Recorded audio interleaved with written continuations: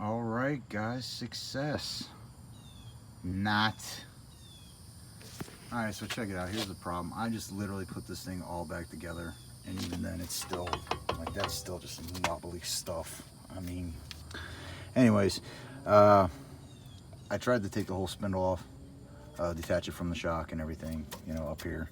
The problem is this bolt right here, because this thing being a 2001, on the other side, when I got that off, right behind it, it is literally seized. Like, it is corroded, frozen, rusted. Like, I banged on it with a hammer, nothing, not a thing. So I'm about fixing this. I'm trying to do my own stuff because it's not cheap to do one of these. A guy has quoted me already. I mean, the wheel bearing stuff that he wanted to give me was like $100, and then he wants like $300 to do the labor. And personally, he's going to have a hell of a time doing it. But then again, he's got air tools, massive things. And it's my day off, guys. And I've already spent like 4 hours trying to mess with this thing, 3 hours. I've been rain delayed. I'm getting eaten alive by mosquitoes. Like right now, there's like literally 10 of them just flying around me. My ass is literally bit to hell from bending over and everything. It's just terrible.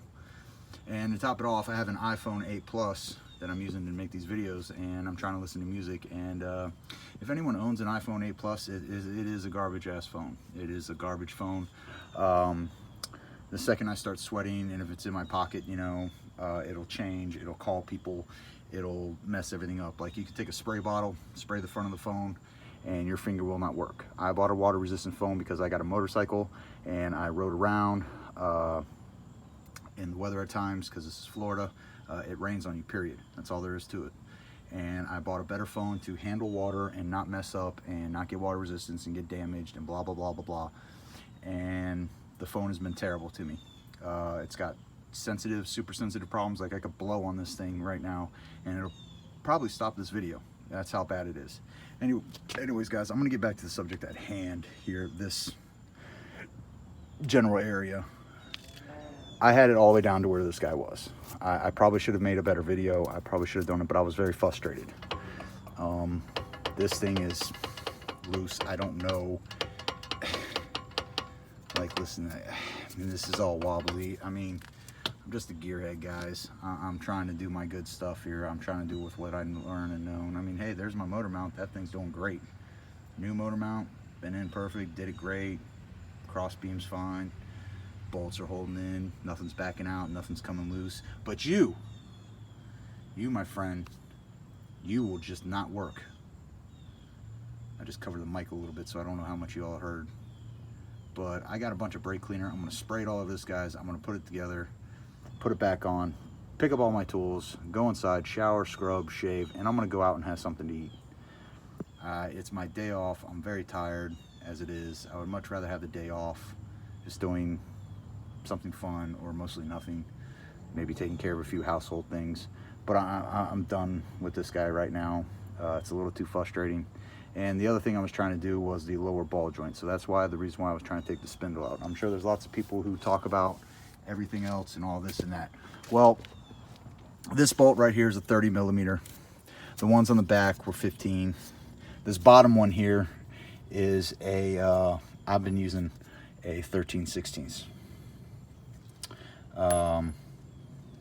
Some people said it was a 18 millimeter. Well, 18 didn't work, 19 didn't work, but my 13/16 luckily did. Luckily, I got a decent, you know, ratchet set that can handle this kind of stuff. It's just very annoying, upsetting, and I'm just over it right now. I really don't want to deal with it.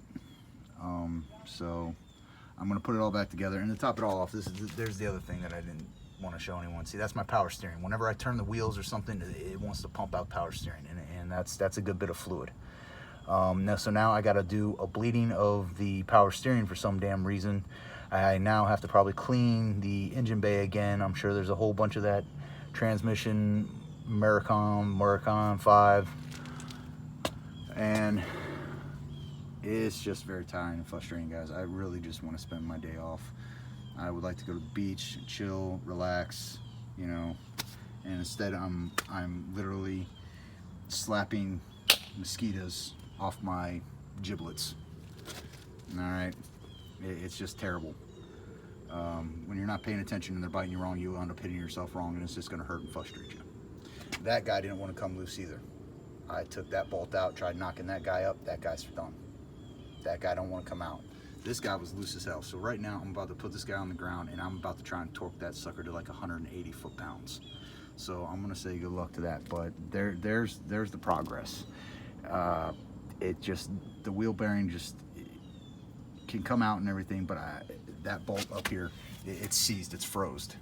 It's got a little locking clip right here on the back that goes under, and it's supposed to, you know, flip like this, and it doesn't even flip. It is frozen. I have banged on it, I've hit on it. I have a little hammer. I don't feel I need a BFH hammer for this, because it's just removing a wheel bearing on a sedan, on a car. I'm not working on a big 4x4. This is not heavy duty stuff. This is not a truck, you know, so I felt that could do the job. But also, when it comes to videos of how people are doing this, nothing is also the same. The CV does not come out the back. It only moves back an inch or two.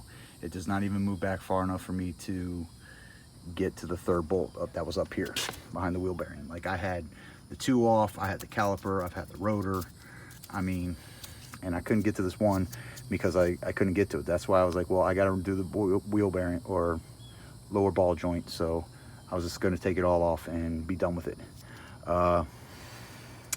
Forget it, you know. It's a good night to just try and have fun. And to top it off, it's probably gonna take an hour just to bleed up that power steering, probably.